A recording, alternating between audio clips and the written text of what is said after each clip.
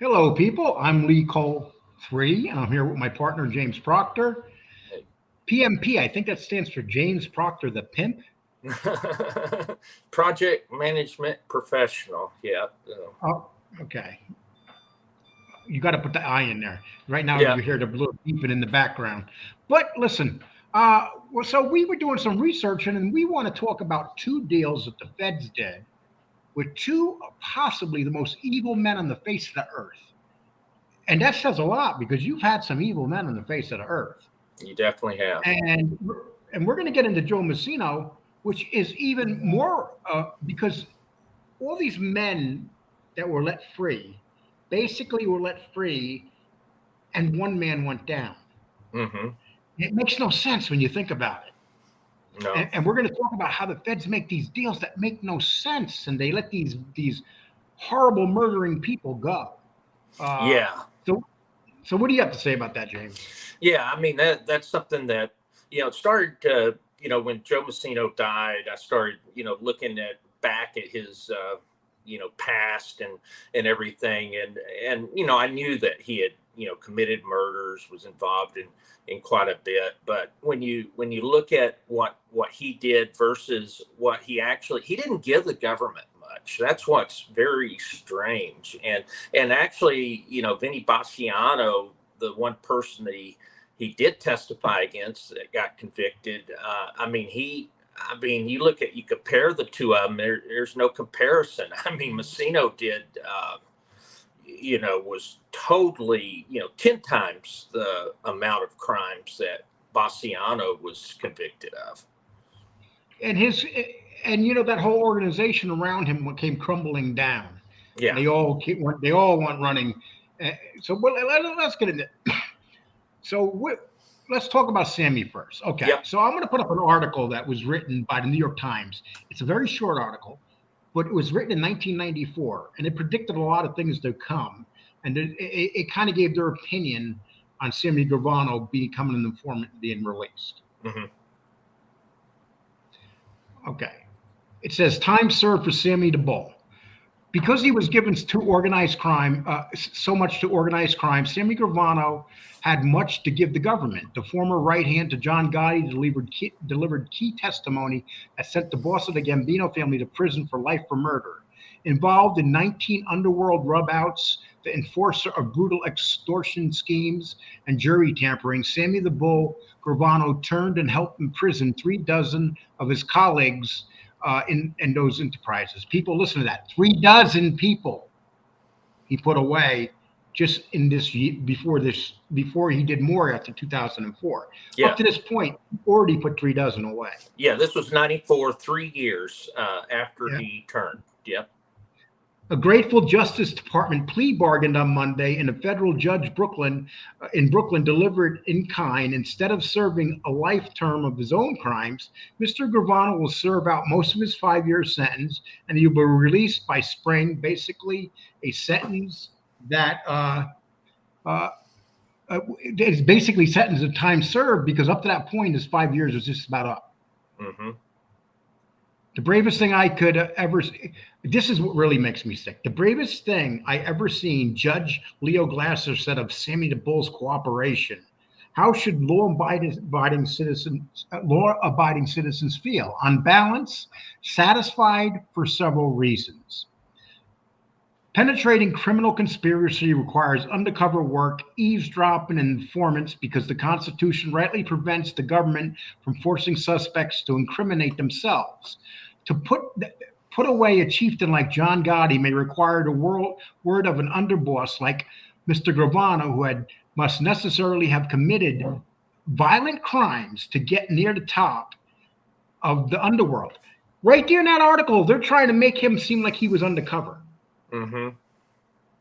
They're trying to compare him to an undercover police officer. Right. When you think about it, Yeah. and this is the part I want people to understand. This is what was said about Sammy Gravano, and he says he killed one person. But I'm going to read something else that he said. Still, satisfaction at Gravano deal must be tempered by concern over the crimes he committed and enormous power of government to induce cooperation. The they tempt informers to embellish their testimony, Mm. without a doubt, right? Yes. Of his 19 killings, including the 1985 assassination of Mr. Gotti's predecessor, Paul Castellano, Sammy the Bull said, "Sometimes I was the shooter, sometimes I was the organizer." The shooter, sometimes. I thought he only was involved with one shooting. Yeah, I know. That's that's it's right there is you know, He definitely said it a on the stand. contradiction. Yeah, that's a contradiction. Unlike New York and several other states, the federal governments can prove mob crimes on uncorroborated word of an accomplice. This can make a lifetime difference in prison. The inducements can be irresistible. Mob bosses and their associates now can cause to wonder where the next betrayal is coming from, since one legendary code of silence can be so easily broken. If judges are vigilant to guard against false testimony, deals like Sammy the Bulls can be enormously public benefit. Okay, so first of all, we do know one thing. We do know that in the end, how many informants after this have lied and have been proven to be liars? Yeah, I mean, several of them. I mean, I would say a majority of them have, and because what happens is their punishment is based upon what they give the government for the most part. And so if they embellish, especially in cases, a lot of the stuff like with Sammy, the only collaborating witness is dead. It's only his word. He has no one to dispute him. Like Alan Kaiser's death. They don't, the person with him, Louis Melito, he killed. And he told the feds a whole different story, about the Alan Kaiser killing, about the how many people he was involved with. He says one now, but you heard there, right on the stand, he even said it, that he was a shooter sometimes. He didn't say I was a shooter one time. He said sometimes. But the reason for that is that they coach him. The prosecutors are coaching these criminals. And so, they know it's like a wink, wink, where they know that they're going to embellish on the stand and they can get away with it. And the reason for it is they want to get their target so bad. In the case of Sammy Gravano, they wanted John Gotti, and so that's okay for the government. They're going to allow these guys to embellish and make up stories, and of course, a majority of them do that. And so, one thing about Sammy, did people realize that when Sammy first cooperated, and he was talking to Gleason. Gleason was not the judge, but Foria's judge. So he said, we can't promise you anything, but we'll start at 20 years. So the thing was, he was looking at 20 years initially for cooperating.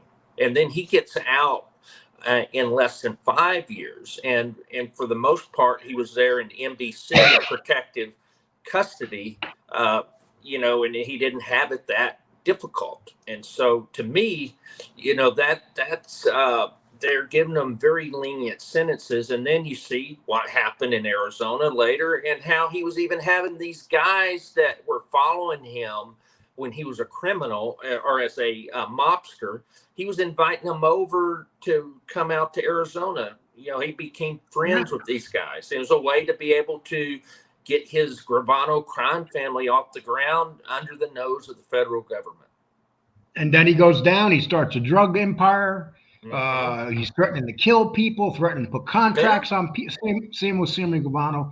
And to this day, Sammy Gravano has not changed. No. If anybody should know that, it's me. Sammy Gravano has not changed, people. When you meet him and you see him get angry, same old Sammy. He's a killer, but not only is a killer, he is a rat. He is there's two king rats, and we're going to talk about the next king rat. And Joe Massino. Now, why do you find Joe Massino so interesting? Why did you want to talk to me about him being a rat and what he did?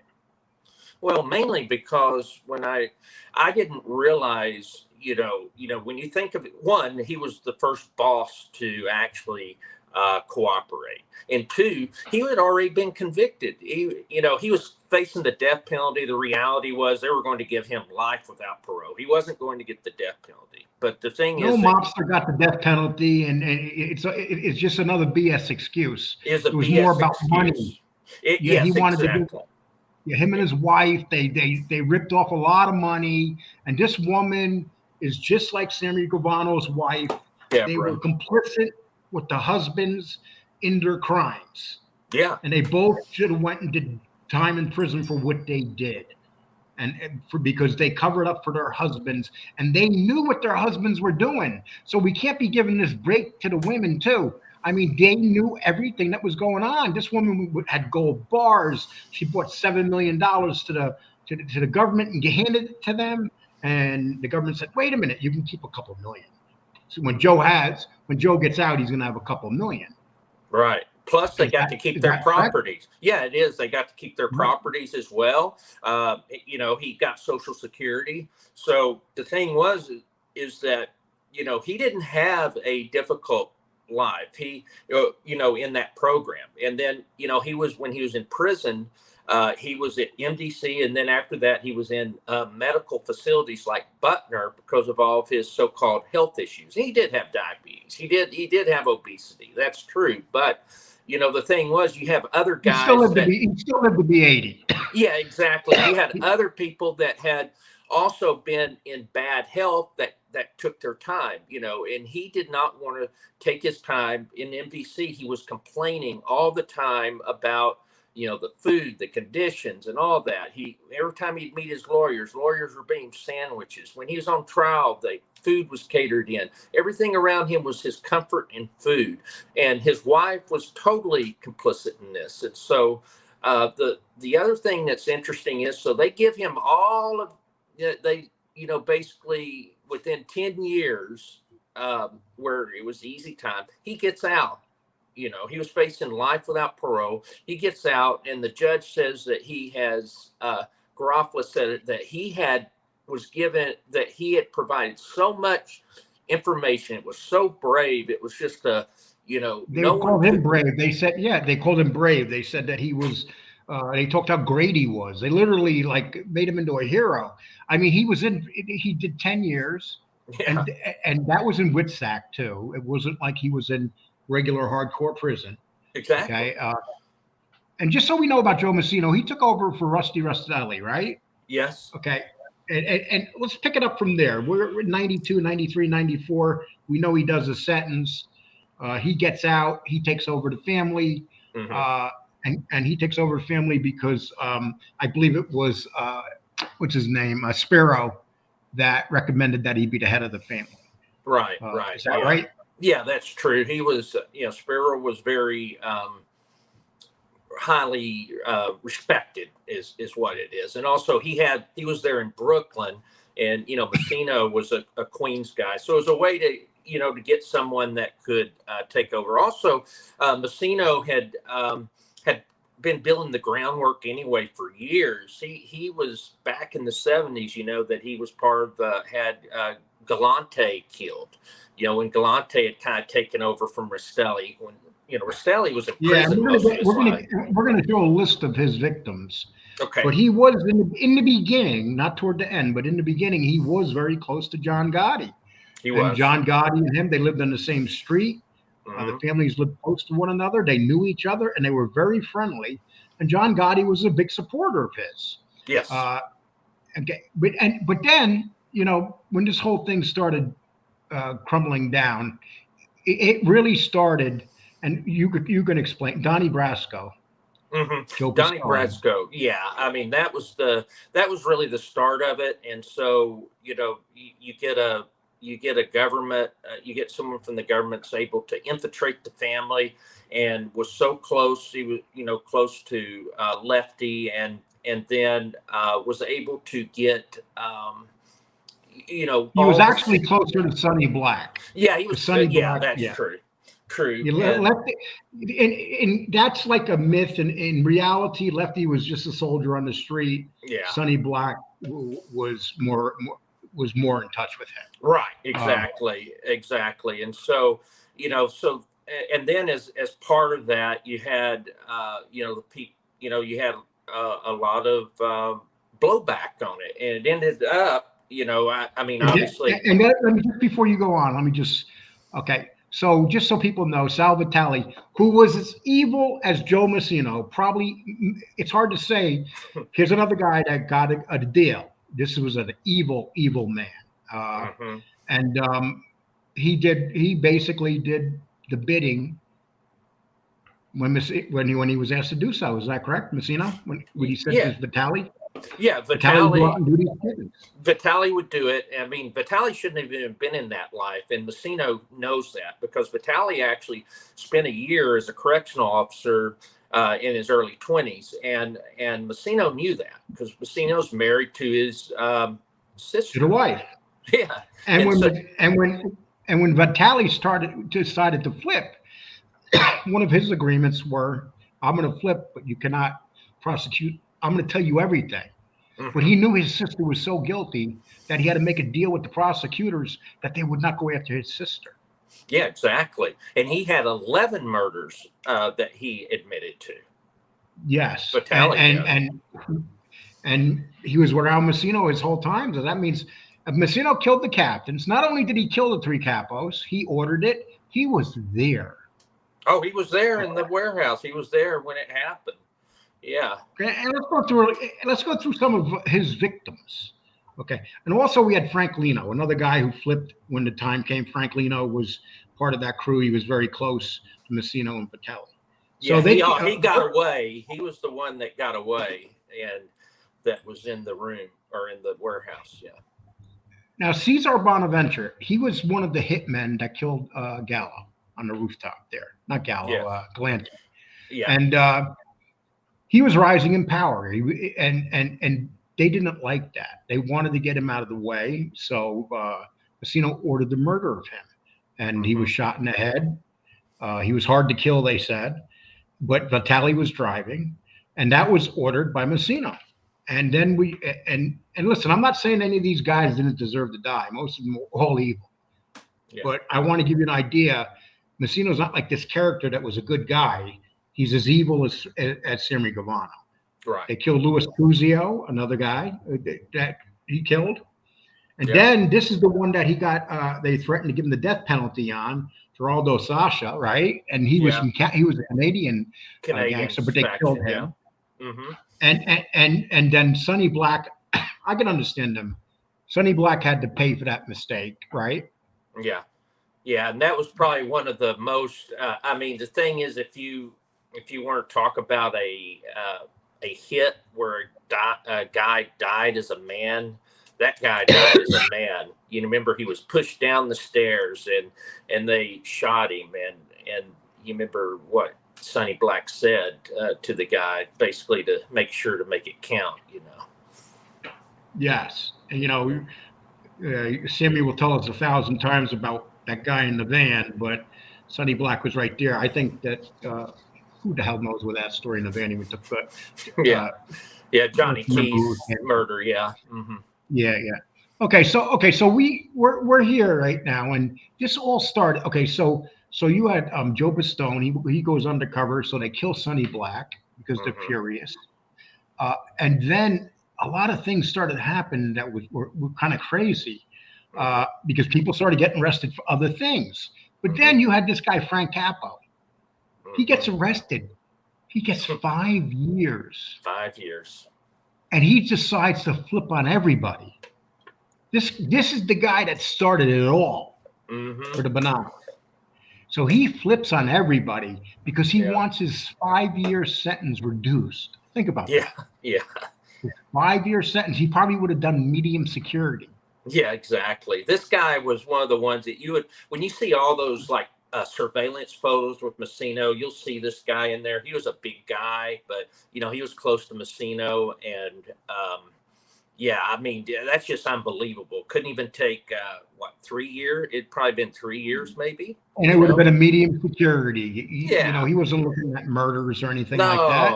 No. He was looking at extorting and extortion and stuff. He wasn't even looking at murder charges. And this guy flips. And once he flips, Vitali knows that he's going down next. Lino knows he's going down next. And here's the list of names of the guys that flipped because of Capa. Salvatelli, Frank Lino, Richard Cantarella, Joey D'Amico, Big Louis Tartaglione, and Goldie Lessenheimer. They all decide to flip because of one man. And as we know, they went through the trial and stuff. And these guys were all Salvatelli, a vicious killer. Joey D'Amico, vicious. These guys were let back out on the street and they wanted these guys to get Massino. And here's where the feds make no sense. Okay, so they get Massino. So after they get Massino, what happens at that point? What happens? Massino's there for a couple of years only. Then he gets charged. He goes through trial. He's found guilty. What happened after that? Yeah, I mean, he's awaiting sentencing, and so he decides that he's going to flip, and then he goes to the judge, and the judge saying, "Hey, I can't really talk to you," and so I believe it was Edward McDonald ends up being appointed to work with him, and so he decides that he's going to flip. And so what's interesting is the guy had already been convicted, and all these other people had been either convicted or had already ratted out. So what value could Joe Massino give? I mean, that was the question. And you know what? And here's the most amazing thing. He went on trial originally for the 3 capo murders and was found he was acquitted. And then they restructured it different.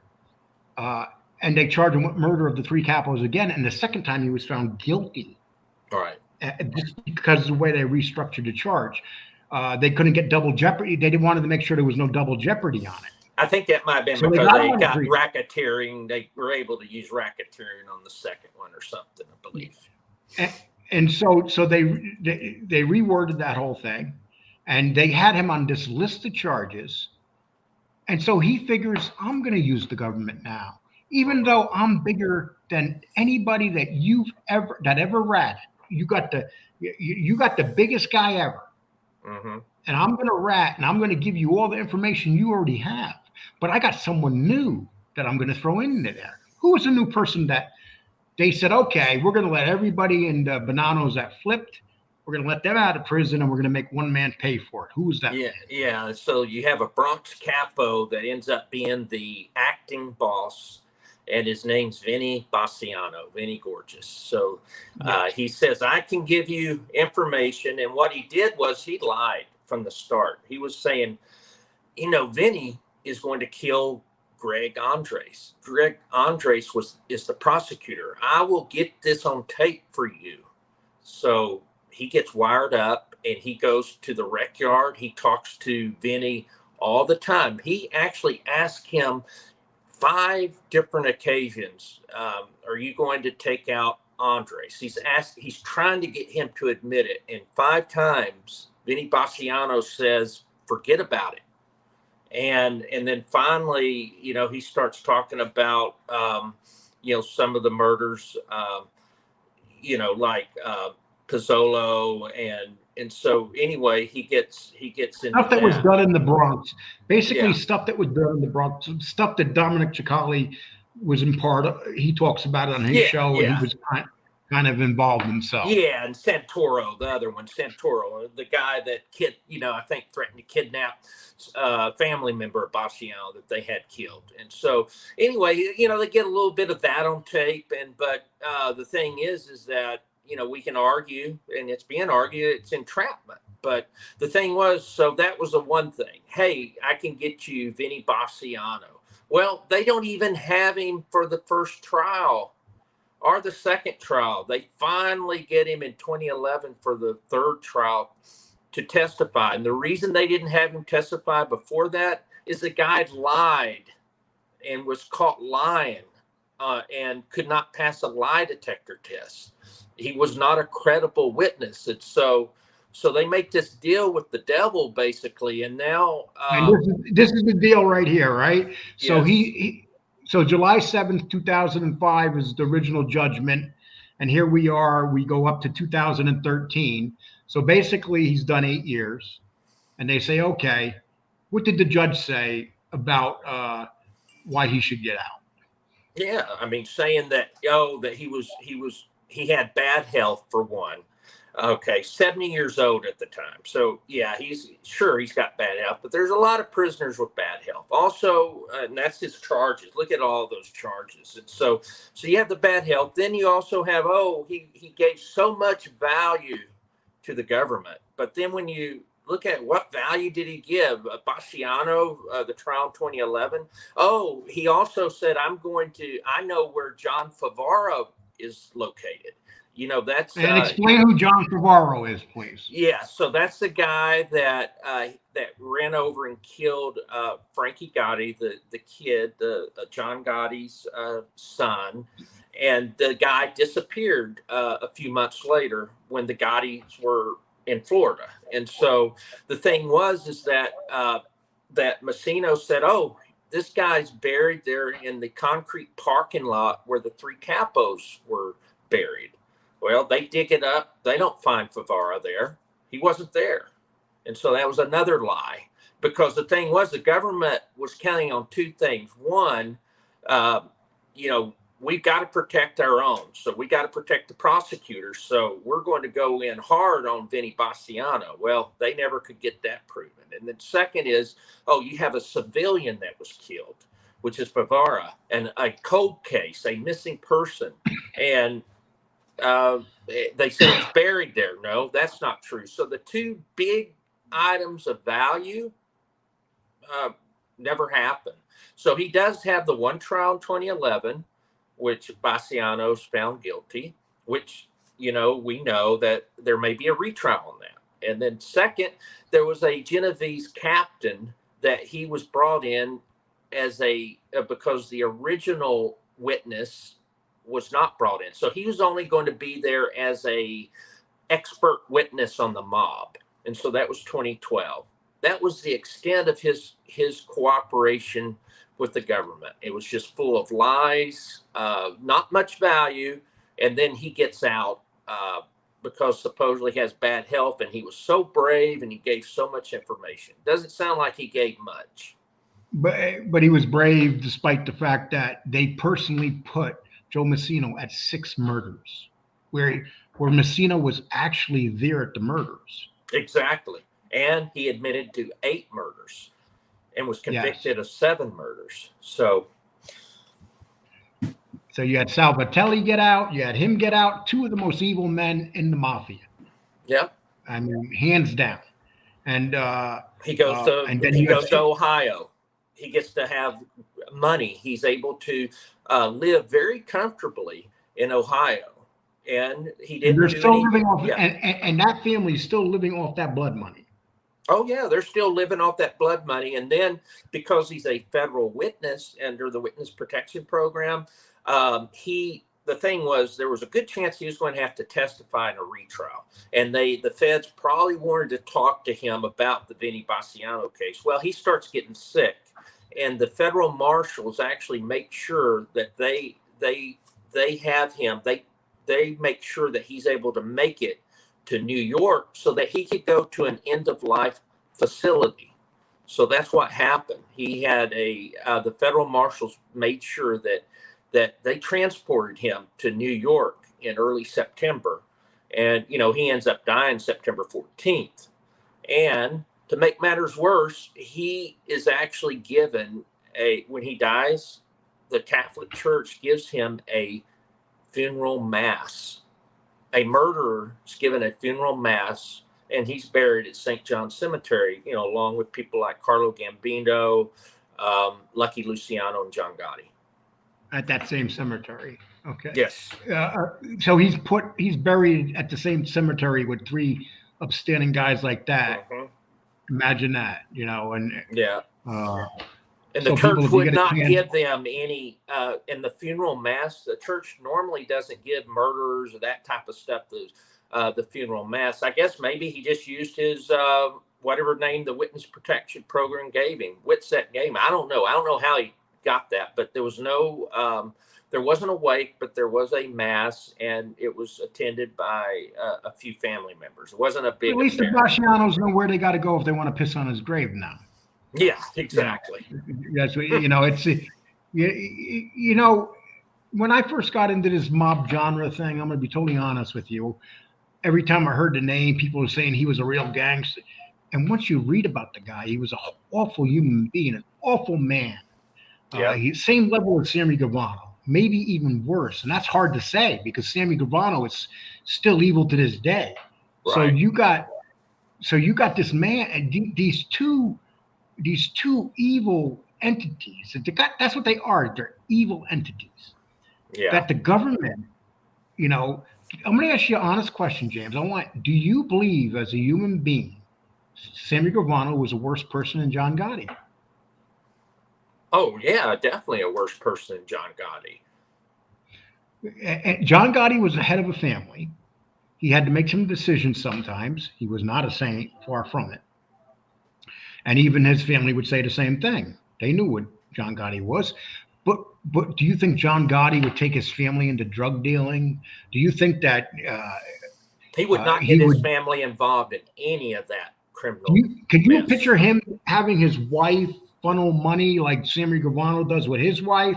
Joe Massino and his wife were funneling this money. She knew all this money was coming in the gold bars and everything. They sat at home having barbecues in the backyard with Sal Valtelli, and they would talk about it. So that would never happen with Gotti. No, Valtelli's wife was involved too. So you had the wives were involved in this family over here. Same thing with Sammy Gravano. The wife was involved. Exactly. And with the mob and mob, sons get involved. It's a normal thing. But that's where it usually ends. When you start getting wives involved and children involved, it's a whole different ballgame. What do you think about that, James? Yeah, I agree. And the only reason I would put Sammy worse, what's one murder worse than the other? The only thing that makes Sammy's worse, talking about the murders, is that he killed a innocent child that was 16, a teen, and then he also would kill his friends. Massino killed friends as well, but I think they weren't friends he grew up with. They weren't the same level as friends. Yeah, that's the only reason I would people put that were in the worse. rampers with him. People that were in the rampers with him, he killed. Yeah, kids that grew up with him. Massino would kill. Massino knew that he made a mistake when Sal Valtelli was trying to become. He wanted to be called Handsome Sal. He wanted all these silly names that just started pissing off Massino. Mm-hmm. And Massino was complaining to a lot of people at the end. Who knows where that would have went? But the fact of the matter is, Valtelli is the one that became the biggest rat before Massino. Yeah, Massino did supposedly he did want to put a hit out on Vital, but then it didn't go anywhere because when they went back to Massino and said, "Hey, you ready for this?" He said, "Oh, just give him a pass." So the thing was that wasn't ever going to happen. He was mad at the moment, and so the Vitals and the Massinos were very close. They were blood close, and they and the wives were complicit in it. That's the thing. Just like Gravano, the thing with Gotti is that he never involved his family in that stuff. He wouldn't kill his friends. He probably should have acted faster on a couple of them as a mob boss. But AKA Quack Quack. Yeah, exactly. That's a no-brainer right there. Mm-hmm. But he didn't. He gave him and Willie Boy as well. Should have done that earlier, maybe. But that's just the way. Gotti wasn't a bloodthirsty person. That doesn't make a mistake. He had friends, mm-hmm. and they were his friends. Sammy had no friends. Sammy did not even respect his family. No, he didn't. He had people that he supposedly loved. He brought into a drug empire. Was building he wanted to kill empire. His son and his son's girlfriend. He didn't. Yeah. He didn't care. Okay, so anything you'd like to say before we close this out, my man? No, I just think this is just very interesting to me as we heard about Massino's death. I think it's funny. It was Joey Merlino that announced it. We put a short out there because, Capisi's talking a little, crap about Merlino. Joey Massino beat him to the story. Yeah, exactly. Merlino beating. Yeah, and then Capisi saying, "Well, everybody knew, but Okay. They all say that. Once it happens, we all knew, but they just didn't want to say nothing. Right. So people, please subscribe, hit the like and the reminder bell. And if you want to cash at me, you can. But it's not a big deal if you don't. And also, please join Angel Gotti, my father's daughter's Patreon. The link will be below this video. And James, myself, and Angel, and along with her friend Marla, our friend Marla, we work on that show. So we would, and besides that, is there anything else you'd like to say before I close this out, my man? No, that's it. And just thanks everyone for your continued support and everything. We're Our best putting month out a ever lot by of, far. Yep. By We'll far. have a lot of So just so videos you know, out in people, October. just so you know, people, we did 650,000 views in 1 month. And just go 650,000. Who would have ever thought? We're at 4.2 million lifetime now, and it's going up. We're averaging 30 to 40,000 views a day for the last 3 weeks. Yeah. Sure, that will come down, but we're just glad to be at that point. Yeah. And I thank everybody that's joined. So many new people have joined, and we appreciate it. Yes. We're going to put our documents and stuff up on our website. The website will be realmobcontent.com or the Gravano crimefamily.com will be listed underneath here. And if you hit that, you'll be able to see, we're going to put up all the court documents and stuff from Massino's trial. It's a very interesting reading. We're going to start putting a lot of documents up on those sites. Yep. With that, I'd like to say goodbye and thank you so much, people. Take care. Thank you. Take care.